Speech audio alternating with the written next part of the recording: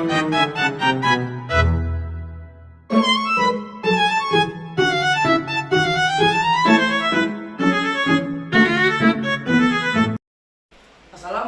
warahmatullahi wabarakatuh. Halo semuanya, selamat datang di podcast kami Kelompok 4 Tugas Bahasa Indonesia.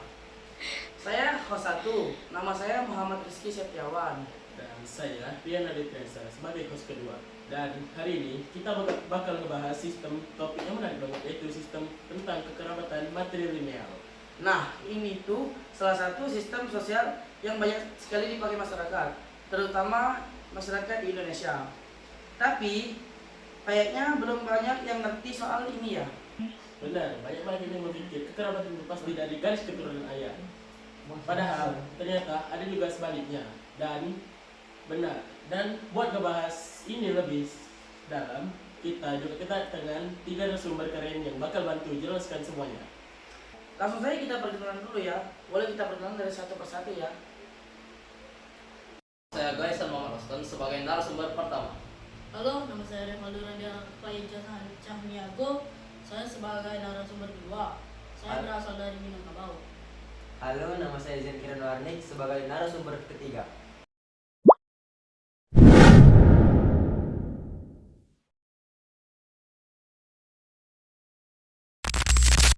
Langsung saja, mungkin kita mulai dari pengertian dasarnya dulu. Apa sih sebenarnya sistem kekerabatan matrilineal itu menurut kalian? Menurut saya, sistem kekerabatan matrilineal itu sistem di mana garis keturunan, nama keluarga, dan hak waris ditarik dari garis ibu, bukan dari ayah. Ini juga menjadi pengaruh besar ke struktur keluarga dan pembagian peran dalam masyarakat. Jadi yang dianggap anak ini itu dari pihak ibu ya, bukannya dari ayah. Betul, contoh dalam masyarakat matrilineal nih, anak-anak dianggap bagian dari marga ibunya, bukan dari ayahnya.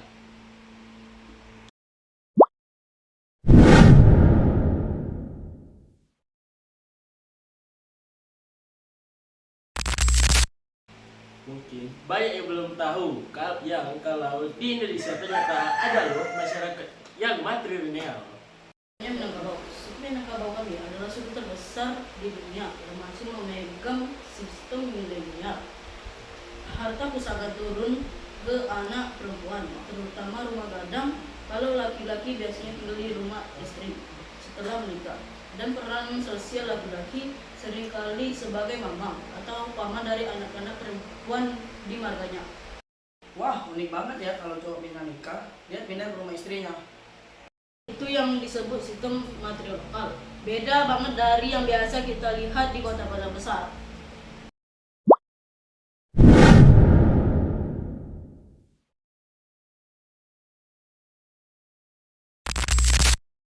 Kalau garis keturunan ditarik dari garis keturunan ibu, berarti peran laki-laki dalam keluarga gimana dong?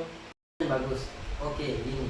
Dalam sistem matrilineal, laki-laki tetap punya peran penting. Misalnya menjadi paman dari pihak ibu. Tugasnya seperti mengurus anak laki-laki, menjaga harta pusaka. Yang aktif justru paman. Jadi, ayah biologis mungkin perannya agak mundur ya dalam hal sosial. Bisa dibilang begitu, tapi bukan berarti tidak dihormati. Cuma struktur tanggung jawabnya aja yang beda.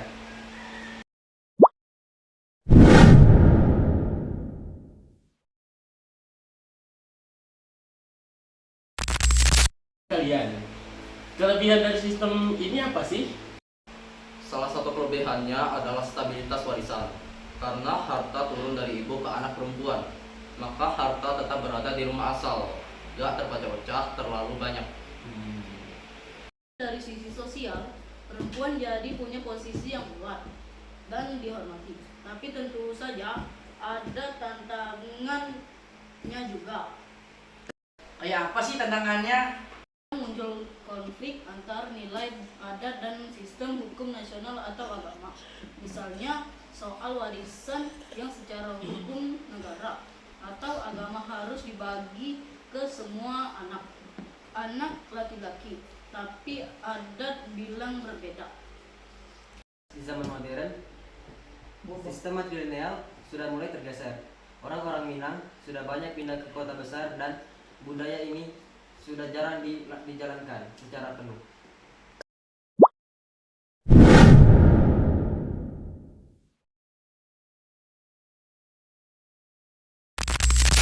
Apakah sistem matrilineal ini masih relevan di era modern?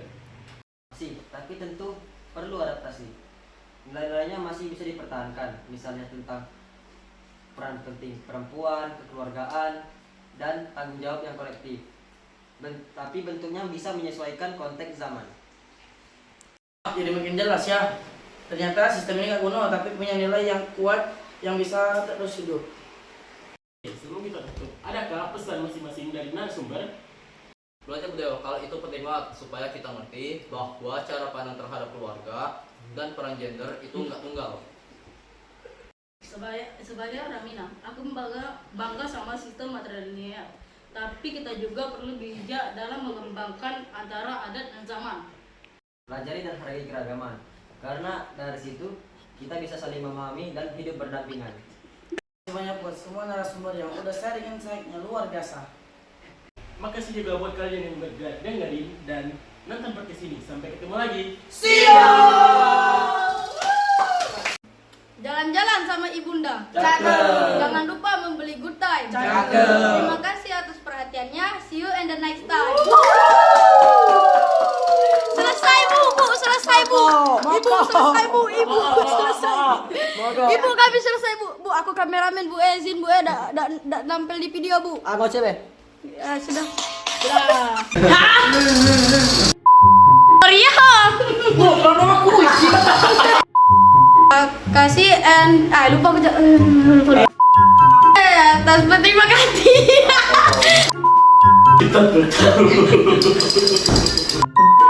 Aku bangga. Pagi lagi kok. podcast kami.